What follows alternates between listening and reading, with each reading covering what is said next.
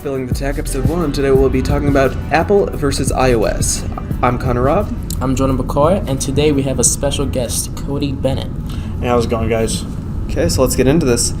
Okay, so Apple for the longest time has had some weird policies with their stuff. Yes. Some would say that their products are overpriced. Yeah, I can definitely see that, especially since I am an iOS user and avid Apple user. Okay. I can definitely see how the newer models of iPhones are really, really overpriced, especially for the kind of technology and the lifeline that they have, especially after maybe a year of usage. My battery life is just pretty much non-existent at this point. Yeah, especially compared to like other phones. Especially at the time, like only the most expensive model of iPhone has 1080p, which is standard in most phones for 2020. I feel like they don't innovate. Like every single year, it's almost the same thing, like identical thing from the previous year, and they don't actually implement any new kind of features to it. It's kind of like the same thing that's already been out there, and they've been kind of just taking away from other companies and trying to implement it in their designs, in my opinion. But yeah, and what we see from other companies with the folding phone and them trying to really come up with a new phone of what this phone's decade is going to look like, and we're just seeing the same thing from Apple, and with no signs of change. I can totally agree with that. It's just I used to be an Android user, and then I switched over to iPhone because everybody else had the iPhone. I think the only thing that iOS has for it right now is the popularity that it gained over the past decade, and they're kind of just running with it, and they're not really improving on it, because why would you improve on it if people are just going to buy it anyway? Yeah. And Apple's also very separate from whatever iOS is doing. Mm-hmm. Most technology today uses the USB Type-C charger, and we still see Apple using their personal charger because they know that only Apple products can be used with it, so they can charge for that. Mm-hmm. I think it's because they kind of want to keep that identity, and they don't want to, basically, make themselves look like as if they're just ripping everybody off. They kind of want to be in their own little corner and not actually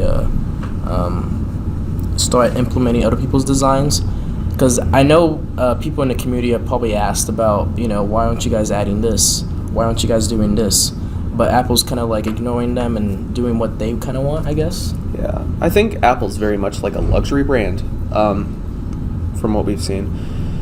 They charge more. Their products are Apple. Mm-hmm. They sell because they are Apple. And that's what's important about their brand. Yeah, I can definitely agree.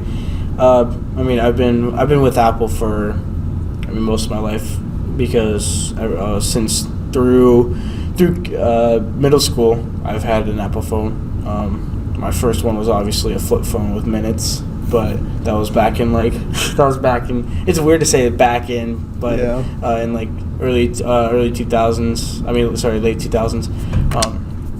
But switching over to Apple, I thought was really ingenious, because everybody has it.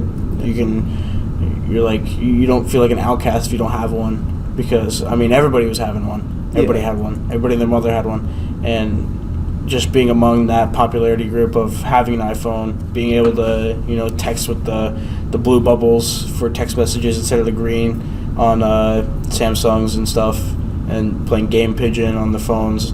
It's just I think popularity brings a big part into it. Yeah, hopefully that's something we'll see change over the next decade, because hopefully Apple can't sell us the same phone for the next 10 years, and they will have to innovate somehow. I don't know. For me, it's the main issue I have is their phones, but everything else that they sell isn't as bad. Yeah, because I'm not a iPhone user, but I am a iPad user. I am a iMac user. Mm-hmm. I'm also a MacBook user. But the iPhone itself, I don't see any reason why I should upgrade that every single year.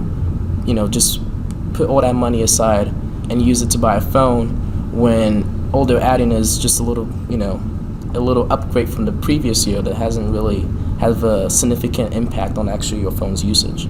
Yeah, if we look at from the iPhone 1, let's say from 2000 7, 8. I don't remember. Something around there. Yeah, it's not that much different from the iPhone 11. I mean, there's small changes. Obviously, there's no headphone jack, which I'll get into later. Size. Yeah, size is smaller, and there's no home button. Mm-hmm. But and the Face ID. the face, yeah, and more like interface stuff. But past that, it's not really changed. But if we look at like Samsung a decade ago, they've changed their products like extremely. A lot of the stuff that Apple has now is originated on iOS phones, like the Touch ID was originally a Samsung idea. Okay. It kind of, yeah, like I said, it kind of branches into why would you improve a product to where it's not really like the same one that people are buying. So like, why would you change it to the point where people aren't going to buy it? Or why? I think it's kind of security that people are going to buy this anyway. So like, why would I spend X amount of money improving it at this point when people are like, a ton of people are just going to buy it because it's the new one? Yeah, I think Apple has the technology to definitely the money. improve like the designs and everything. But like what Cody is saying, if the customers are okay with what they're getting, why add those designs and implement those new features in if people are okay with what they're actually getting? Like, let's say I have an iPhone 10. What is driving me to get an iPhone 11? What was added enough to let me say I want this new model, other than it being the new iPhone? That's what I'm saying. Like literally nothing. I bigger probably. I don't. I mean, like this phone, the 10 hangs out of my pocket. Yeah. My work pants, and like I said, to the point, it's just new. Yeah. People want what's new. It's popular. That's the popularity factor going into it again. That you want what everybody's trying to get, and so that gives you social standing, and it makes you seem cooler among the masses that you have this new phone that costs $1,000. They've also got their new wireless AirPods. Yeah, the AirPods. I had the AirPods. I lost them. Oh no! Yeah, see, there's a problem with them. But they're also $200, which is some of the most expensive wireless earbuds on the market for like true wireless. Mm-hmm. Just easy to misplace. But I mean, I had them for over a year, so. And we're seeing much cheaper options from third-party companies with the same quality. Yep. So that comes down to a branding thing again. Mm-hmm. The importance of AirPods is because it's Apple and it's a brand. Let's move on to a different topic. Let's talk about Android and how they've been kind of like innovating and the new kind of innovations that they've been bringing to the market. I feel like Android, like if all of them, like all the companies somehow combined together and created a phone, it would destroy everybody. Like I'm just gonna say that. I feel like with Android you have a lot of more customization. You also have a lot of more the ability to actually fit it to your needs. And I feel like Apple, you're kind of set with what you got. You can't really change much of like the interference, like the interface, and just the usage of it. Like it's kind of just already built for you. You just kind of have to use it the way it is. But with Android, you can kind of like have that kind of customization and fit it to your needs. Yeah, I feel like one of the biggest problems with Android is they're fighting each other, but they're also trying to go after Apple. So they're going after each other, trying to fight for that competition, and then they're going after the big Apple. Mm-hmm. So they're kind of no company can reach one another, I guess. That's kind of what I'm trying to say. Kind of going to the point that Jordan brought out is that if it would be a much better position that both companies were in if they just joined forces, make a phone. But you know how that can't happen. Yeah, they gotta make money. Obviously, make money, and then competition is a big thing because Apple's profiting off of Samsung users coming over to them, and then Samsung users are profiting over Apple users coming over to them. But it's just kind of just a main thing. Like competition is just natural.